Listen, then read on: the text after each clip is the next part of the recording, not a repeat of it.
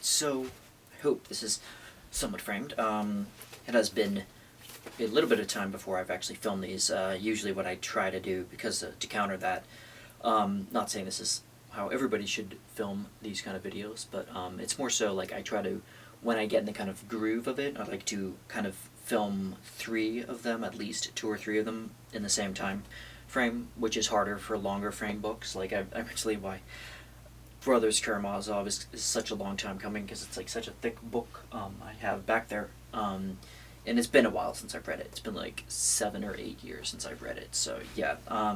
But today is Stoner. I'm sorry, not Stoner. It is the author of Stoner. It is Butcher's Crossing by John Williams. And I would like to also get the microphone on that fixed, so I don't have to kind of boom the bass, or that I should do. I haven't been doing that either. Putting the bass up a little bit in post. But anyway, so yeah. So Butcher's Crossing, John Williams. I think he came out in the early 60s, I believe 1960.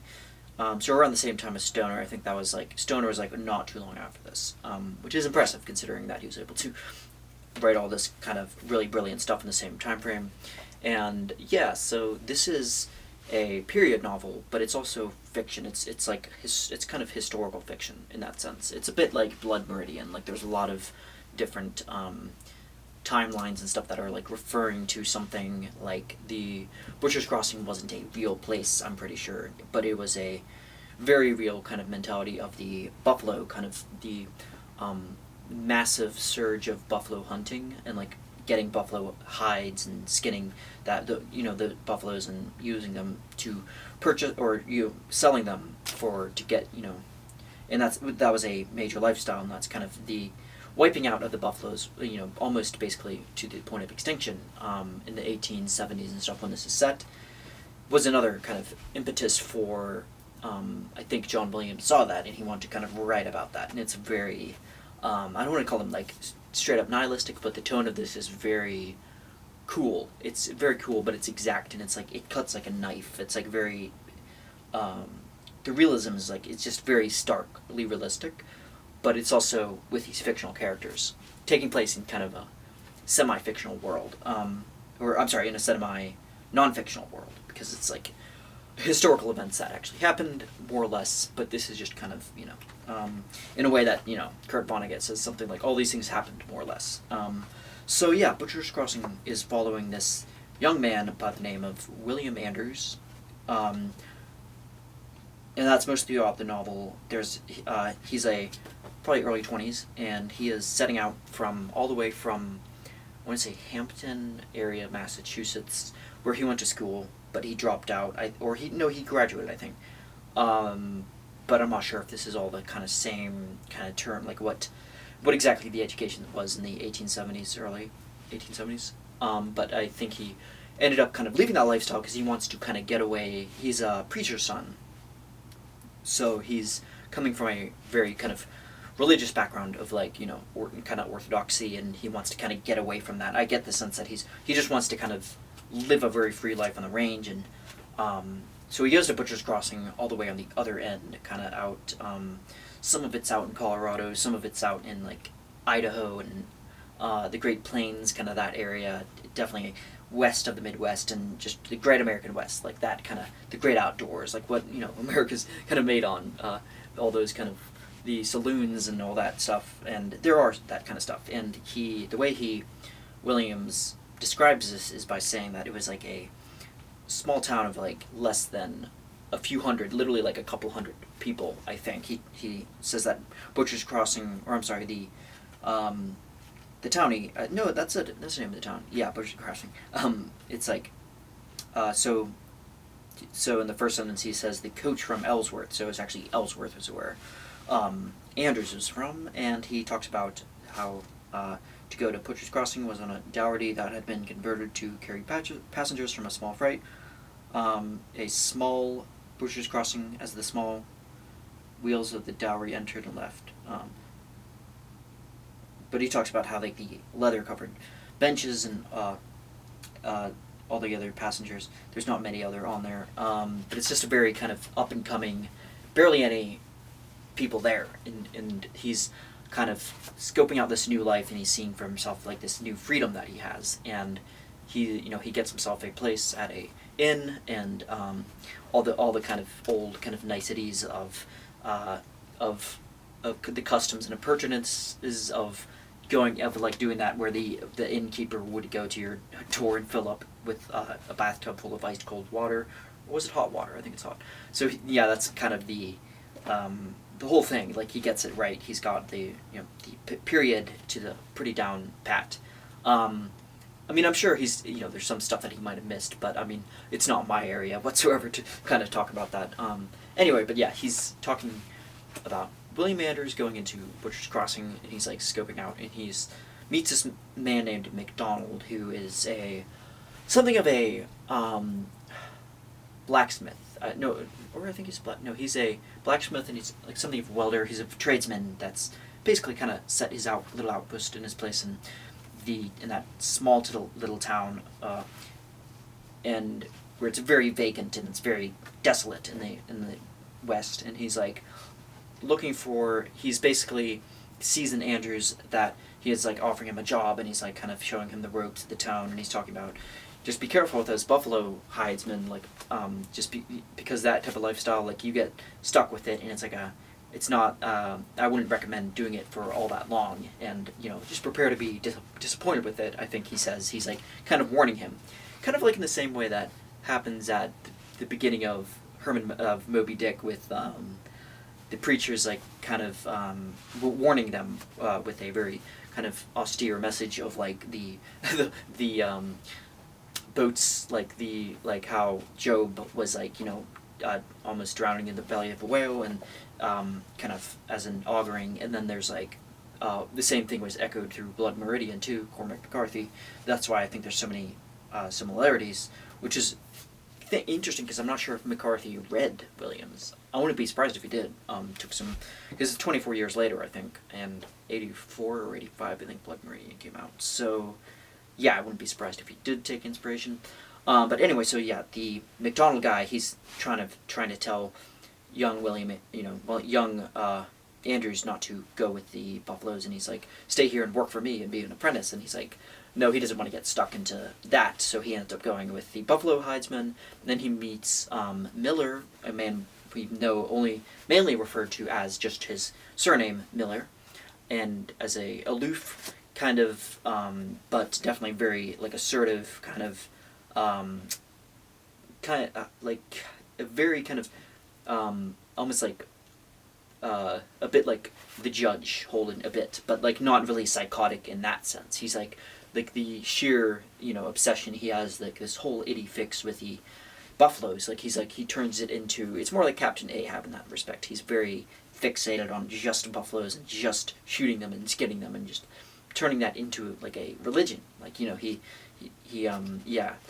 but he is basically, he sees in Andrews like somebody to kind of recruit, and kind of he's a kind of a paternal figure to him, and he ends up recruiting him at this in the inn of Butcher's Crossing, and they're all drinking.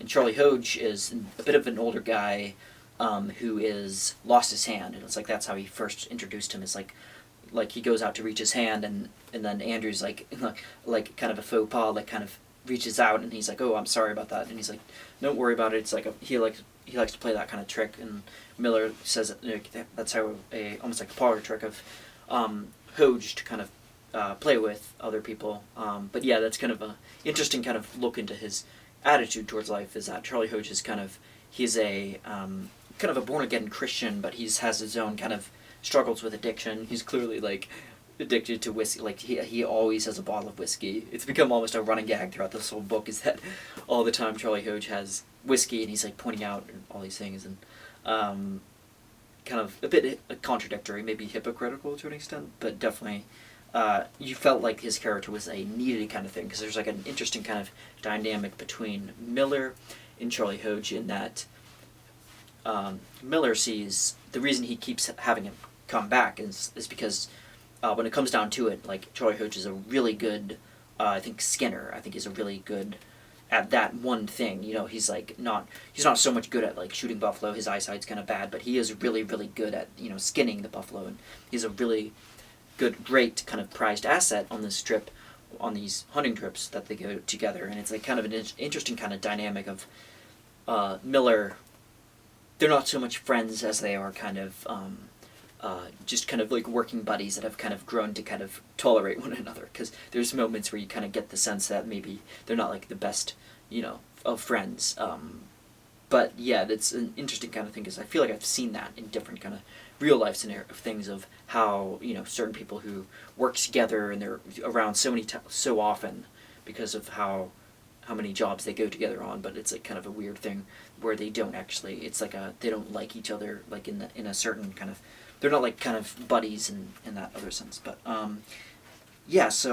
Andrews goes on this hunting trip and then goes, and really interesting thing, because there's a parallel between, there's Francine, a prostitute that Andrews falls for back in Butcher's Crossing, but he embarks on this trip and then ends up kind of leaving her in a kind of, he's like, she kind of comes onto him and tries seducing him, and he kind of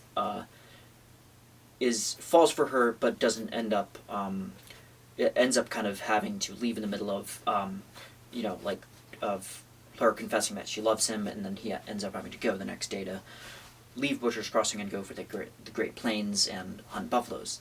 So he's remembers like the I can't find the quote, but I'm sure if you look it up, or there's a quote where he's talking about how the buffalo and how he's shooting them, and how it goes into the very grisly details, the gritty and the very very dry kind of explanations and the descriptions of the buffalo and how it's skinned and how it smells, and like the leathery kind of hide of the outer shell kind of thing, of like how everything appears to him, and you get like a very look into that, and how the quote's basically something to the effect of how Williams describes the way in which it was really brilliant the way he said it, but the way in which the Andrews is like seeing all these different buffalo, and like how he's kind of disgusted and revolted by it naturally, but then in the way that he also kind of responded to Francine also, because he had kind of two minds, where he's like kind of judging her for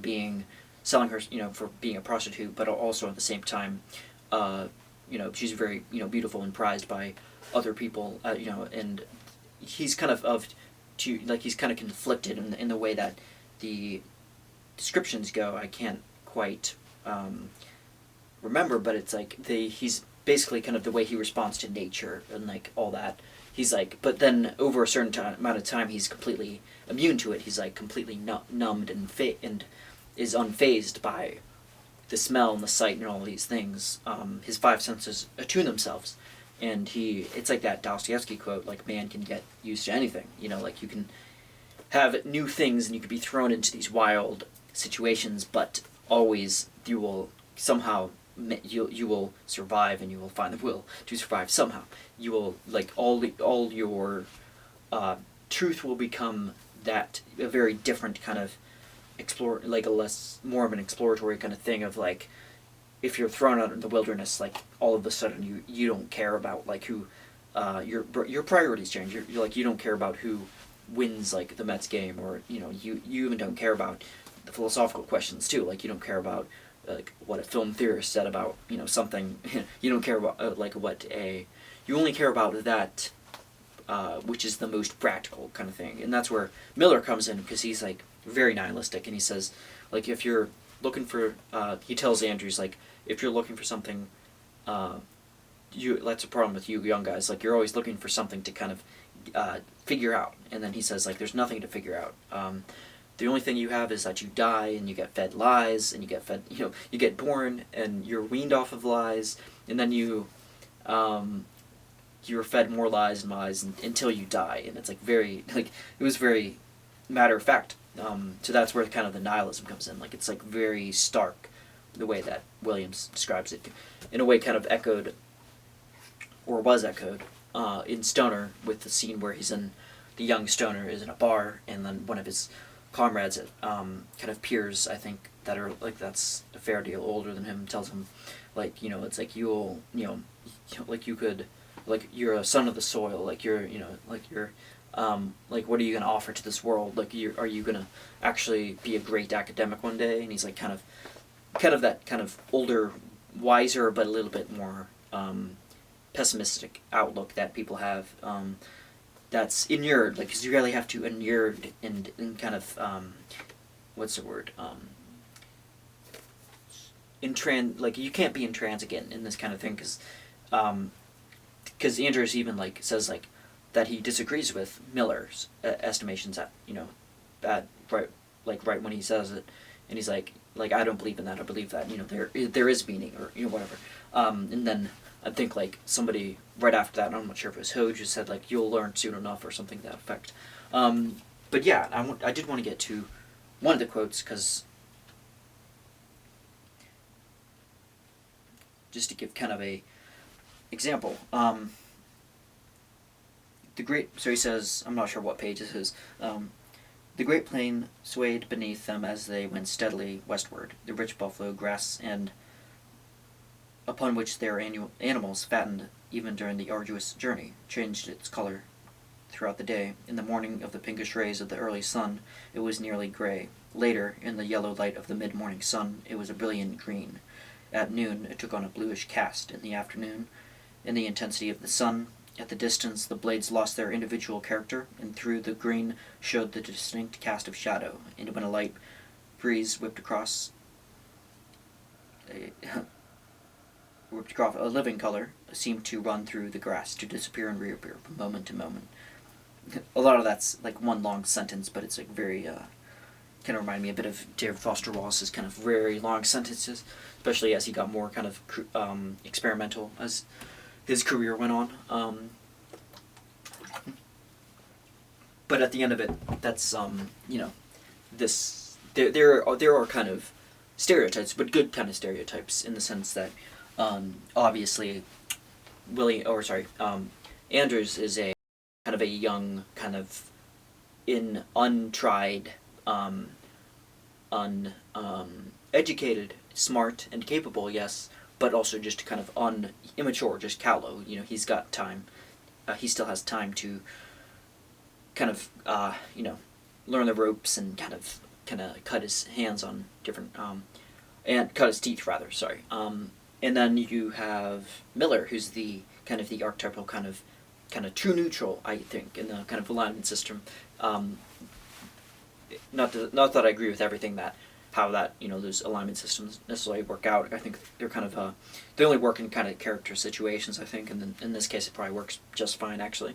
But yeah, the true neutral kind of idea of this, he doesn't see any inherent meaning in life. He's kind of has a, his assessment of like life is that there's nothing, everything is lies, everything's, and he takes that and he turns that, and he's able to turn himself into a very, very survivalist. He knows everything there is to be to survive out in the winter, and that's what happens. Like, they get stuck in a snowstorm because, like, on one hand you have this extremely excruciating, brutal summers out there where he's talking about in the Great American area, and then for my kind of minimal kind of experience out in Colorado, just going on for a couple week of a hiking trip with my brother, it was the weather, I think, was mid-March, I think, and it was like snowing by the time we left, because that's how, they still have